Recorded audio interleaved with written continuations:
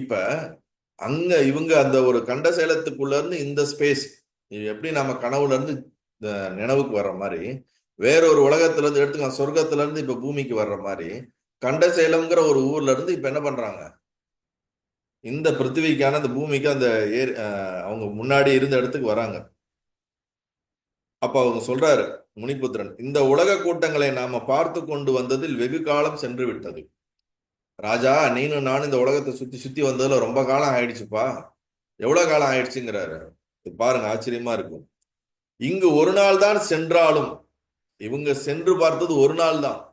ஆனா நம்மளோட இப்ப நாம இருக்கிறோம்ல பூமியில, நம்ம கணக்குப்படி 12,000 வருடங்கள் வெளி உலகத்தில் சென்று விட்டன. ஆனா 12,000 வருஷங்கள் முடிந்து விட்டது. நம்ம பூமி கணக்குப்படி 12,000 வருஷங்கள் முடிஞ்சிருச்சு. அந்த யோகியினுடைய உலகத்துல அவங்களுக்கு ஒரு நாள் தான் ஸ்பெண்ட் பண்ணியிருக்காங்க மொத்தத்தையும் சுத்தி வர்றதுக்கு. அப்ப அங்க ஒரு நாள் என்றால் இங்க 12,000 வருஷங்களாக ஆகிவிட்டது அப்படின்னு சொல்றார். ஆகையால் என் பிதா வசித்திருக்கும் வெளியுலகத்திற்கு செல்வோம் என்று முனிசுதன் மொழிந்து ராஜனையும் கூட மறுபடியும் முன்போல கண்டசேலத்திற்கு புறப்பட்டு வெளியே வந்தனார்கள். இப்ப நார்மலான நம்ம பூமிக்கு வந்து விட்டார்கள். அதோட சாப்டர் 12 அத்தியாயம் 12 முடியுது. அத்தியாயம் 13 என்று ஆரம்பிக்கின்றது. இங்க என்ன சொல்றாங்கன்னா, சைலோக தரிசனம். மறுபடியும் சைலோகத்தில் இருந்து மகாசனன் வெளிப்படுவதில் மூர்ச்சையினால் சுளுத்தில் அடைந்திருக்கும் அவனுடைய லிங்க தேகத்தை முனிகுமாரன் எடுத்து வெளியே வந்து அவனுடைய சரீரத்தில் நுழைவித்து ஜீர்ணமான தேகத்தை அடைந்து ராஜானை உணரும்படி செய்தான். இப்ப நமக்குள்ள கேள்வி வரலாம், 12,000 வருஷங்கள் போயிடுச்சு, இவனுடைய சரீரம், ஸ்தூல சரீரம் மட்டும் எப்படி கெடாம இருந்திருக்கும்? இங்க சொல்லப்படுவது அதுதான். இவனுடைய சரீரத்தை ஒரு குகையில வச்சுட்டு போனது, அந்த சரீரம் அப்படியே இருந்திருக்கிறது. அதற்கு ஏதாவது சித்திகள் மூலியமா அது கெடாத வரைக்கும் ஏதாவது பண்ணிட்டு போயிருந்திருப்பார் இந்த முனிபுத்திரன். மீண்டும் அவனுடைய சூட்சம சரீரத்தை இந்த உலகத்துக்கு கொண்டு வந்து அவன் சரீரத்துக்குள்ள போட்டுட்டு அவனுக்குள்ள விழிப்பு நிலையை வந்துட்டு முழித்து பார்க்கின்றான். ராஜாவும் கண் விழித்து பார்க்கின்றான். முனிபுத்திரர் இருவர்களும் இந்த பூலோகத்திற்கான பூமிக்குள்ளே வந்து விடுகிறார்கள். மகாசனன் உணர்ந்து எழுந்து அவனுக்கு கான்சியஸ் வந்து அவன் கண் விழிச்சு பார்க்கிறான். புவியும் ஜனங்களும் விருட்சங்களும் பொய்கைகளும் மடுக்களும் நூதனமான இருப்பதை பார்த்து மிகவும் உயப்புற்றவனாகி முனிபுத்திரன் வினவுகிறான், மகாபாக்கியவனே, நாம் இப்பொழுது பார்க்கும் உலகமாவது எது? ராஜா கண் விழிச்சதுக்கு அப்புறம் அவன் சுத்தி இருக்கிற மலையும் அங்க இருக்கக்கூடிய தோற்றங்கள், இருக்கக்கூடிய மரங்கள், இதெல்லாம் பார்த்தோம்னா நம்ம எந்த உலகத்துல இப்ப இருக்கிறோம், இது எந்த இடம் அப்படின்னு கேட்கிறான். ஏற்கனவே இங்க இருந்தும் போயிருக்கான், ஆனா அந்த இடம் அடையாளம் தெரியாத அளவுக்கு மாறிவிட்டது. அதை தான் இங்க மீன் பண்றாங்க நமக்கு. நாம் இப்பொழுது பார்க்கும் உலகமானது எது? இது முன் கண்டது போலவே இருக்கின்றது, நம்ம முன்னாடி பார்த்த மாதிரியே இருக்கிறது. இந்த அற்புதத்தை சொல்ல வேண்டும் என்று மகாசனன் கேட்க அதற்கு முனிகுமாரன் சொல்கிறான், ராஜானே கேளும். நாம் முன் நின்று கொண்டிருந்த இந்த உலகமானது வெகு காலமாக விட்டதால் மாறுதல் அடைந்து வேறு விதமாக இருக்கின்றது. அதே உலகத்துலதான் இருக்குது, ஆனா இயர்ஸ் டு இயர்ஸ் பாஸ் ஆனனால எல்லாம் மாறிக்கிட்டே வந்துருச்சு. உலகம், பூமி அதுதான். அதோடைய தோற்றங்கள், மலையா இருந்ததெல்லாம் நதியாயிடுச்சு, நதியா இருந்ததெல்லாம் மலையாயிடுச்சு, நகரமா இருந்ததெல்லாம் காடாயிருச்சு, காடா இருந்ததெல்லாம் நகரமாயிடுச்சு. இந்த மாதிரி மாறுதல் அடைந்து விட்டது. இங்கதான் என்னுடைய தகப்பனார் வந்து சமாதியில இருந்து தியானம் பண்ணிட்டு இருந்தார். இங்கதான் நீ வந்து அவரை வந்து பார்த்து தரிசனம் பண்ண. இங்கதான் அவனுடைய சரீரத்தை நாம போட்டுட்டு நம்ம கண்ட சேலத்துக்குள்ள போனோம். இந்த இருக்கு பாரு கண்ட சேலம், இதெல்லாம் எக்ஸ்பிளைன் பண்றாரு அந்த முனிகுமாரன். சைல லோகத்திற்கு சென்று நமக்கு ஒரு நாள் கழிந்ததற்குள் இங்கு 12,000 வருடங்கள் சென்று விட்டதால் இந்த உலகம் மாறிவிட்டது. வேறு விதமான விவகாரங்களையும் அவ்வாறே வேறு விதமான பாஷைகளையும் பாருங்கள். இவ்வாறே ஜனங்களின் நிலைமையானது நீடித்த காலத்தில் வேறுபாடை அடைகின்றது. காலம் போக போக எல்லா மாற்றத்துக்கு உட்பட்டு கொண்டே இருக்கின்றது. நம்ம சொல்றோம்ல, சத்தியலோகம் இருந்தது, துவாபர யுகம் இருந்தது, ஒவ்வொரு யுகமும் 4 யுகங்கள் சொல்றோம். இப்ப கலியுகம் இருக்குன்னு சொல்றோம், கரெக்டா? காலங்கள், வருடக்கணக்கான வருடங்கள் போக போக எல்லாம் மாறிக்கிட்டே இருக்கு. இப்ப இங்க இருக்கிறவங்க எல்லாமே வந்து ஒரு 60 இயர்ஸ், ஒரு 50 இயர்ஸ் மேல இருக்கிறவங்களுக்கு இப்ப 1970 1975ல இருந்த நம்மளுடைய ஊர் வந்து இப்ப இருக்கிறதுக்கு கம்ப்ளீட்லி டோட்டலி சேஞ்சபிளா இருக்கு. 1970-80 செல்போன் ஒண்ணு வருமா அப்படிங்கறதுலாம் நமக்கு தெரியாது. இன்டர்நெட்டுங்கிறது ஒண்ணு எப்படி இருக்குன்னு கூட நமக்கு அப்ப தெரியாது. அப்ப காலையில வெளியே போனா நைட்டு வீட்டுக்கு வந்தாதான் தெரியும். தொடர்புக்கெல்லாம் நார்மலான போன் கூட அப்ப ரொம்ப இருக்க வாய்ப்பு இல்லை. ஆனா அப்படி ஒரு உலகத்துல இருந்த நீங்க தான் இன்னைக்கு எடுத்த நிமிஷத்துல எதுனாலும் செல்போன் இல்லாம எதுவுமே இல்லை. எடுத்த உடனே டக்கு டக்கு டக்குன்னு. அப்ப இந்த 50 இயர்ஸ்க்குள்ள இந்த உலகத்தினுடைய மாற்றம் எப்படி இருக்குது? ரோடே இல்லாத இருந்த இடம் இன்னைக்கு பாத்தீங்கன்னா அது ஹைடெக் சிட்டியா மாறி அதுல என்னென்னமோ நடக்குது.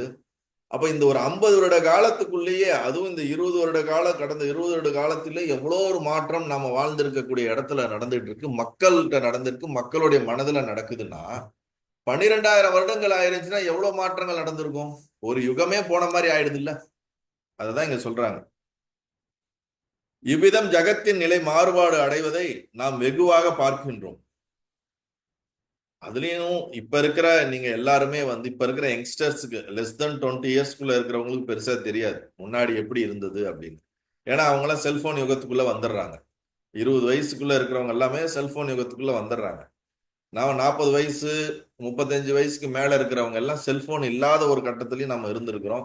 இந்த அளவுக்கு ஒரு டெவலப்மெண்ட் இல்லாத கட்டத்துல இருந்ததுக்கும் இப்பத்துக்கும் கம்ப்ளீட்டான ஒரு யூட்டர்ன் மாதிரி ஒரு பெரிய சேஞ்சஸை நம்மளால பார்க்க முடியுது. புரியுதுங்களா? அப்ப இப்ப நம்ம இருக்கிறோம் 2025ல இருக்கிறோம். மேபி இன்னும் ஒரு 10 வருஷம் கழிச்சோ 25 வருஷம் கழிச்சுன்னு வச்சுக்கோங்களேன், இப்ப இருக்கிறதோட பல மடங்கு வேற மாதிரி இருக்கலாம். அப்ப உலகம் மாறிக்கொண்டே போகிறது. லைஃப் ஸ்டைல் மாறிக்கிட்டே போகுது.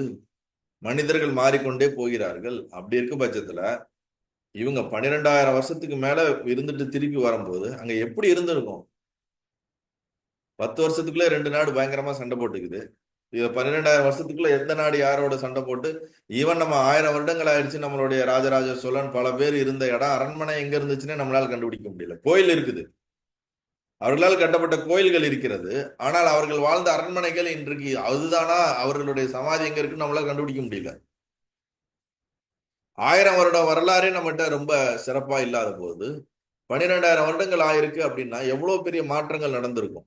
அதை தான் இப்ப எக்ஸ்பிளைன் பண்றாங்க. பகவானான என் பிதா சமாதியில் இருந்த இடத்தை பாரும். அங்கு நின்றாரே நீர் முன் துதி செய்தீர், இங்கேதான் துதி செய்தீர். நீர் பார்வையிட்ட என்னுடைய உலகமும் மகா சைலமும் அதே பாரும். உமது அண்ணனது வம்சத்தில் ஆயிரக்கணக்கான தலைமுறைகள் ஆகிவிட்டன. உன்னுடைய அண்ணனுடைய குடும்பத்துல நீ இங்க வந்துட்ட, என்னோட நீ வந்துட்ட. ஆயிரக்கணக்கான தலைமுறைகள் ஆயிடுச்சு. அவங்களுடைய வம்சங்கள் இப்ப ஆண்டு கொண்டு இருக்கின்றன அப்படின்னு சொல்றாரு. வம்சத்தில் ஆயிரக்கணக்கான தலைமுறைகள் ஆகிவிட்டன.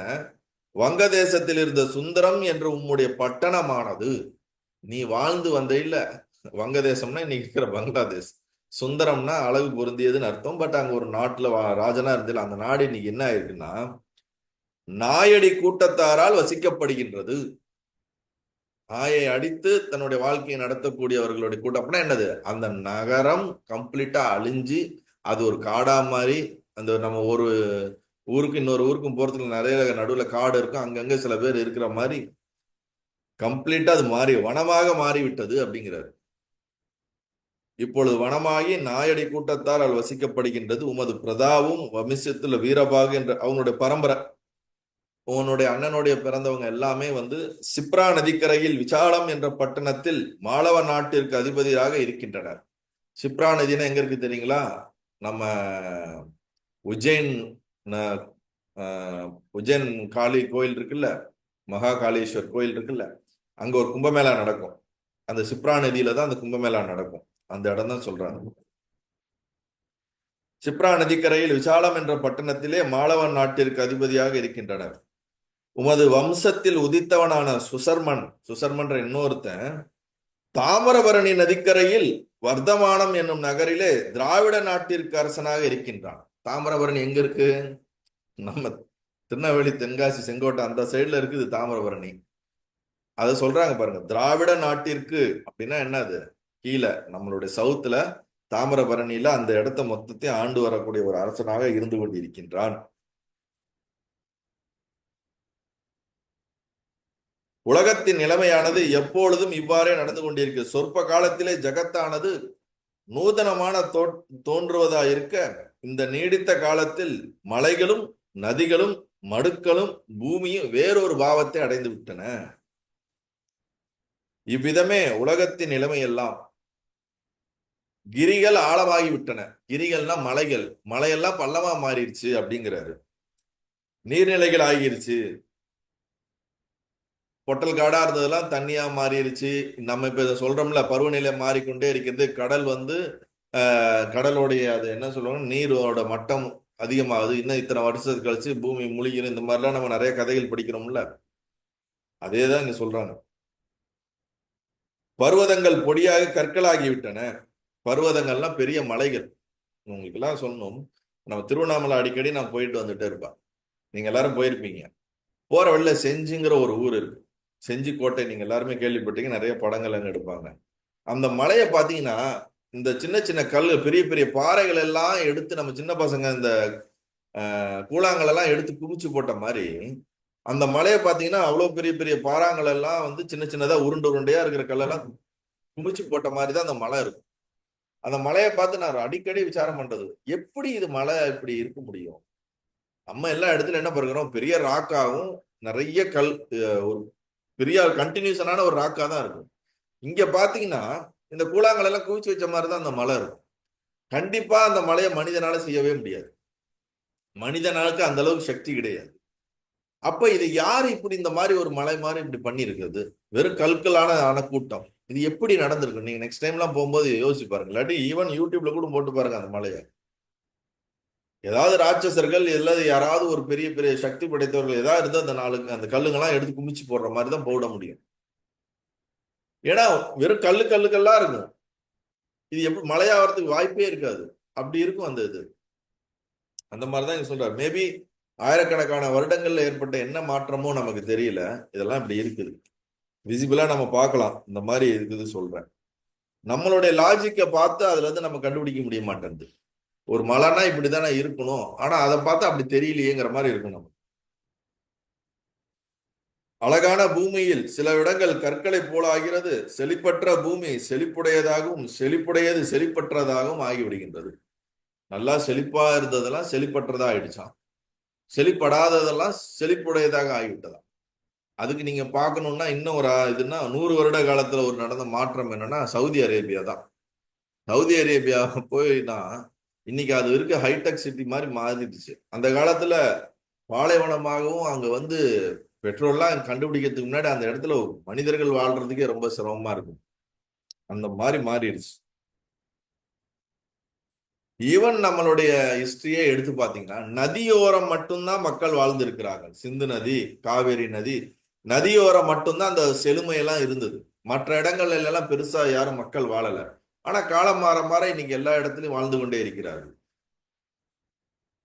ரத்தினங்கள் கற்களாகவும் கற்கள் ரத்தினங்களாகவும் மாறிக்கொண்டே இருக்கின்றன. அதான் அழகா சொல்ல, சில காலத்தில் மனிதர்கள் அதிகமாயும் சில வேளை மிருகங்கள் அதிகமாகும், சில பொழுது கிருமிகளும் கீடங்களும் விருந்தினடையும் உலகம் காணப்படுகிறது. மேபி இந்த காலம் நம்ம இப்ப வாழ்ந்துட்டு இருக்க கலியுகத்துல மனிதர்கள் அதிகமா வாழ்ந்துட்டு இருக்காங்க, எல்லாருக்கும் தெரிஞ்சதுதான். இதே நம்ம ஒரு 100 வருடமோ இல்ல ஒரு 500 வருஷத்துக்கு முன்னாடி மனிதர்களுடைய தொகைகள் எத்தனை இருக்கும்? சில கோடி தான் இருந்திருக்கும், அதுக்கு மேல இருக்க வாய்ப்பு கிடையாது. ஆனா இன்னைக்கு என்னவா இருக்குது, நம்ம இந்தியாவிலேயே 140 கோடி பேர் வந்து வாழ்ந்து கொண்டு இருக்கிறார்கள் என்று சொல்லப்படுது.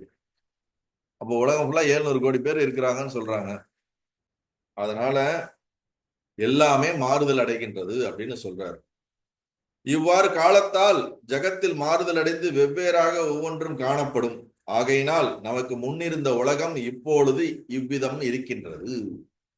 நீ எப்ப இங்க இருந்து போனியோ அது இன்னைக்கு இப்படி மாறிடுச்சுப்பா அப்படிங்கிறாரு என்று முனிசூதன் கூற, அரசனின் மிகவும் சோகமுற்றவனாகி மூர்ச்சை அடைந்தான். இதெல்லாம் கேட்டதுக்கு அப்புறம் அந்த ராஜா தலை சுத்தி மயக்கம் அடைஞ்சிட்டான். என்ன சொல்றீங்க, 12,000 வருஷம் ஆயிடுச்சா அப்படின்னு. நல்லது.